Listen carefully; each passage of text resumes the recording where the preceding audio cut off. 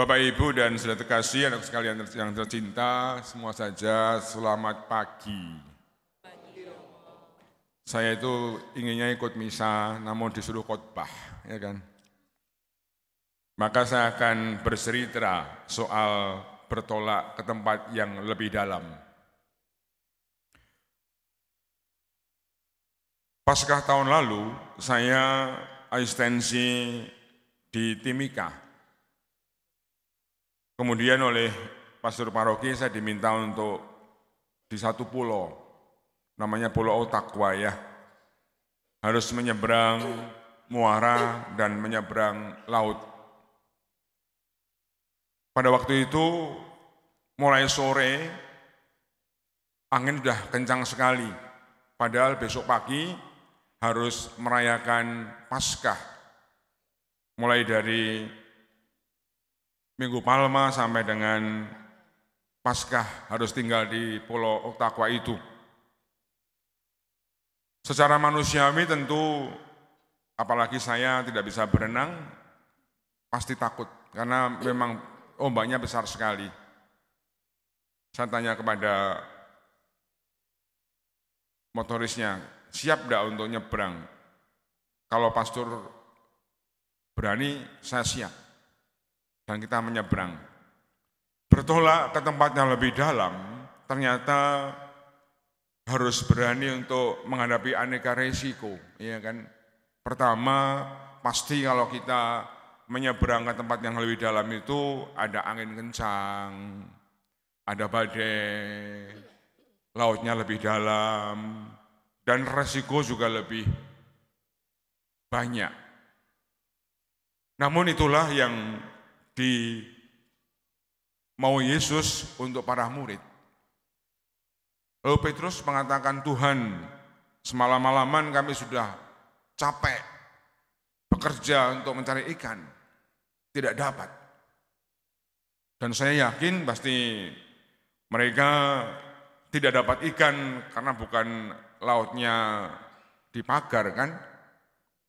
Ya toh, pasti nggak dipagar lautnya. Namun mereka nggak dapat ikan karena saya yakin badai terlalu kuat sehingga mereka takut untuk jauh-jauh dari darat. Ketakutan untuk menghadapi persoalan, ketakutan untuk menghadapi badai, ketakutan untuk menghadapi masalah-masalah yang lebih dalam karena hanya pikiran kita, dari diri kita sendiri, itulah yang seringkali membuat kita gagal. Kegagalan ini seringkali karena kita seringkali berkutat pada kegelisahan yang seringkali kita alami sendiri tanpa kita pahami.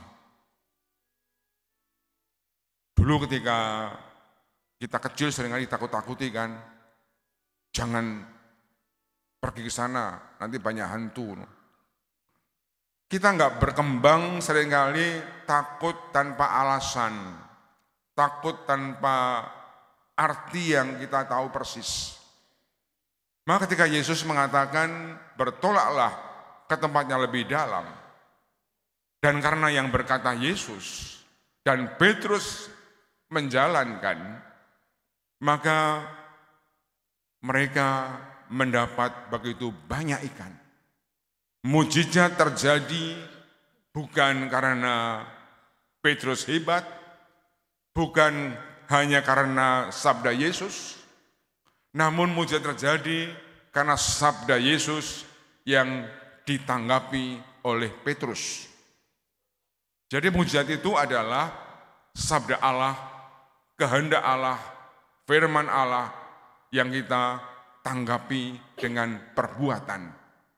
Perjumpaan antara wahyu Allah, perjumpaan antara wahyu dengan usaha manusia, perjumpaan antara kehendak Allah dan perjuangan manusia, itulah yang saya imani sebagai sebuah mujizat.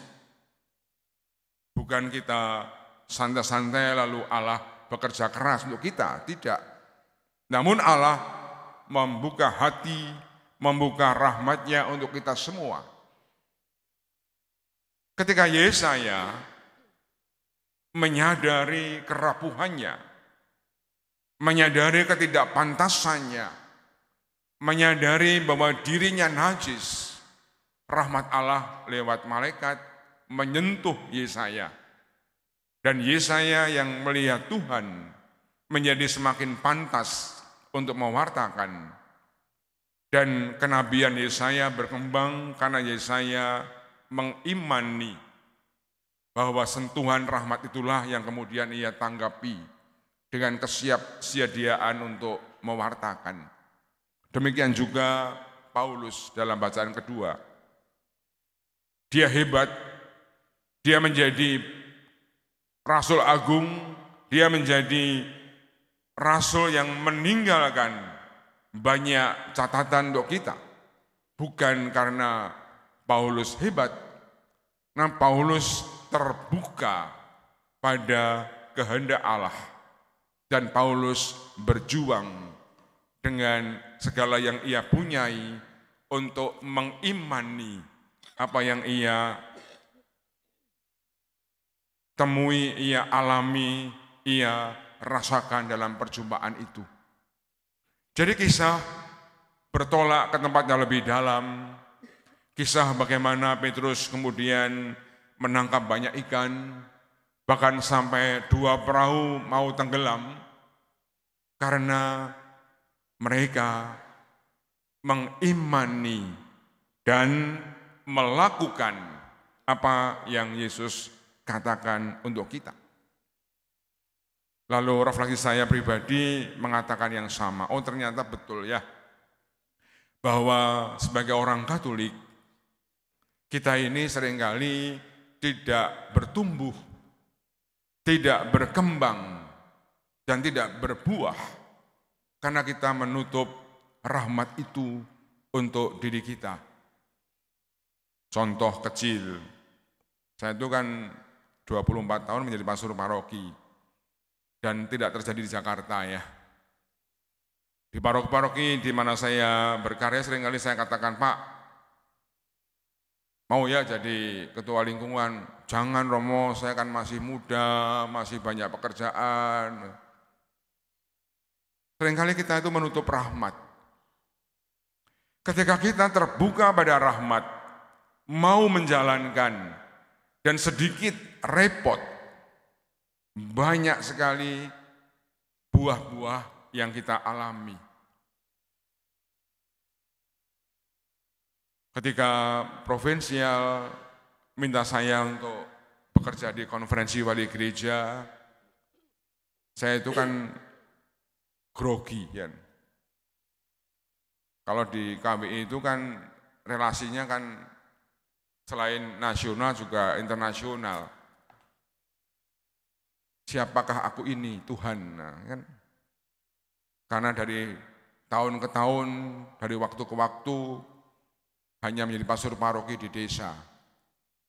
Namun karena provinsial yang minta, dan beliau mengatakan gereja butuh kehadiranmu di konferensi, saya menyiapkan diri dan ternyata berkatnya luar biasa ya. Berkat yang paling nampak itu bisa menikmati seluruh Indonesia ya kan. Mau naik susah, mau ke Sorong kan susah, mau ke Bunaken. Kalau saya kan karena tugas maka gampanglah ke Manado, gampanglah ke Makassar, gampanglah ke Timika, ya kan? Apalagi ke Raja Ampat, ya kan? Artinya bahwa rahmat itu menjadi luar biasa ketika keberanian kita untuk mengikuti apa yang Allah kehendaki. Dan Allah itu menggunakan banyak orang untuk memberi inisiatif, memberi inspirasi, memberi peneguhan kepada kita sekalian. Maka bertolak ke tempat lebih dalam ini adalah satu sikap rohani, sikap hidup, bahwa kita akan menjadi berhasil, kita akan mengalami mujizat, kita akan mengalami kegembiraan hidup, dan mengalami aneka rahmat kalau kita mau dan berani untuk memulai dan melangkah maju ke tempat lebih dalam dengan segala resiko, badai, ombak. Namun kalau kita dengan iman dan berani untuk memulai, saya kira akan terjadi banyak hal. Mari kita coba, kita mulai. Orang mengatakan, bagaimana mungkin 1000 langkah akan kau alami, kalau 1 langkah pun kamu tidak berani. Tuhan memberkati. Amin.